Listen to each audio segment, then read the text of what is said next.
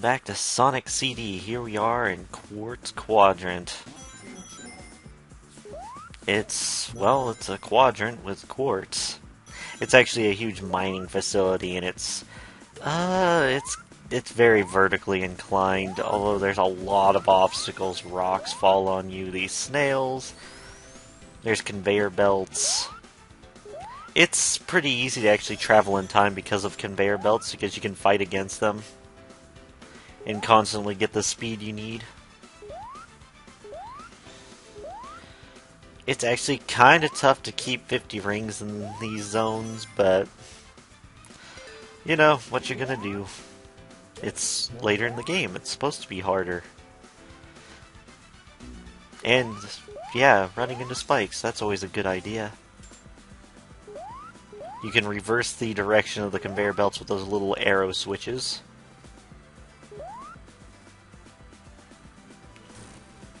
These spiders will spit webs at you and they will stick you in place.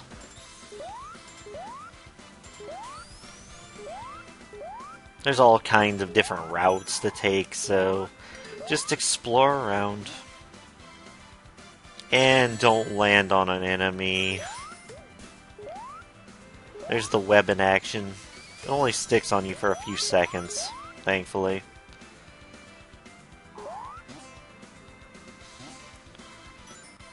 All the rings, you're gonna have to backtrack a bit. Although this area, to its credit, does give you enough rings even if you get hit. The game in general kind of does that. There's enough rings strewn about. And of course you can just go back to a different time period if you really need more rings. These snails will, have spikes or not. It's kind of up to them.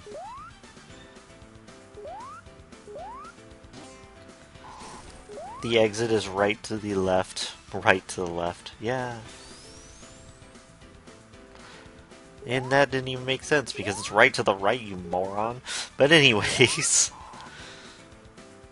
Now we need to backtrack and, well, hey, do you like crystal areas in games? I usually find them to be my favorite, although I'm more talking about like crystalline caves, but this is close enough, I suppose. I mean, it's like a mine of sorts. Yeah, the mid route tends to have a good chunk of rings, and the rocks respawn, just warning you.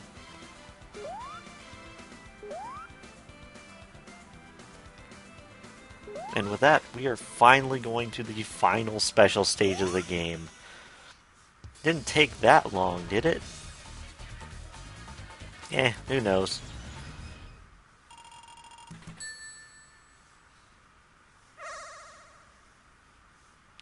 Alright, the final special stage has these weird gridded pools of water. Are we in Tron now? No, it's not blue enough to be Tron. Maybe it's the reverse. Ron. I don't even know how to say that backwards, but anyways. The UFOs here are really spread out. They do not want you catching any of them really easily. They also have fairly long stretches, and a good chunk of them will go over the water.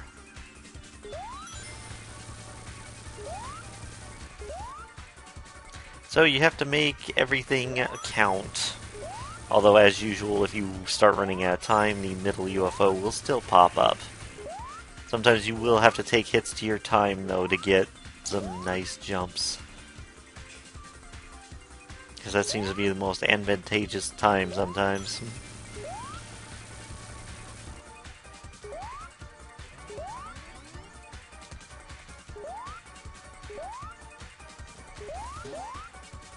Oh dear. When you're at 4 seconds, you're kind of just freaking out and you're just like, no, no, no, no, please. For those of you who don't pay attention to my Fire Emblem videos, I did get a new mic recently, and that's probably why I sound way better. Now we can get a good roll going. And with that, there's only one left.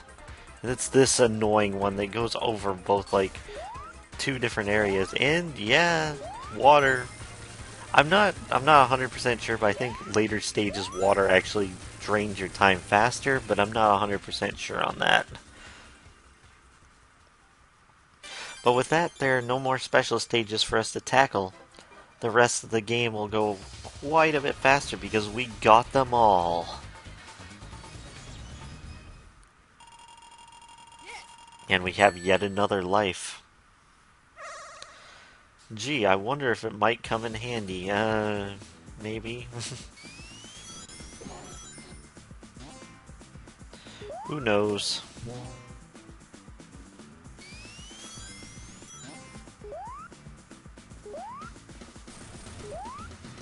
Now this stage is kind of chaotic because like there's springs everywhere, platforms everywhere, future signs everywhere. You know, you're just rolling around and you're just like, where do I go?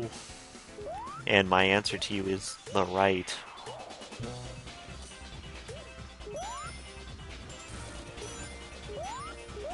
Ah. Boingy.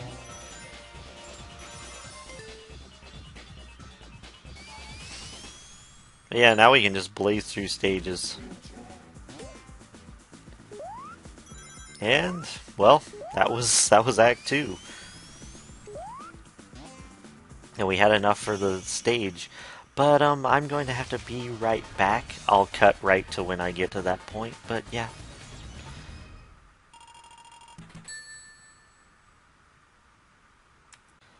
Alright, I'm back, and, well, we're doing more Quartz Quadrant. Oh, hey, it looks all nice and pretty now. This is because when we have all the time stones, all the futures are good. So now, all the boss sections are in the good future.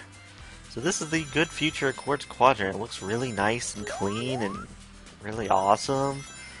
Everything works. Oh, hi, Eggman. Okay, so the way this boss works, he's stuck against the conveyor belt. You have to keep dodging these bombs that he keeps dropping. They split into 4 shots. You have to keep running, and eventually his you know, he'll start like getting grinded into dust, his machine anyways. There's spikes behind you, and generally all you have to do is like fight against the conveyor belt. But you need to also move to the point where you're not in the way of the bombs, so you need to, you know, pace yourself. It's really weird, actually. Although, this might be the inspiration for where the Sonic Advance 2 bosses started coming from, where you just ran at Eggman, who was also moving, in an epic, like, speed confrontation. The Advance series is really fun. We'll probably be getting to that eventually. Yep, now he's running out because he's like, nope, not dealing with that anymore. When? Whoa, we missed the capsule.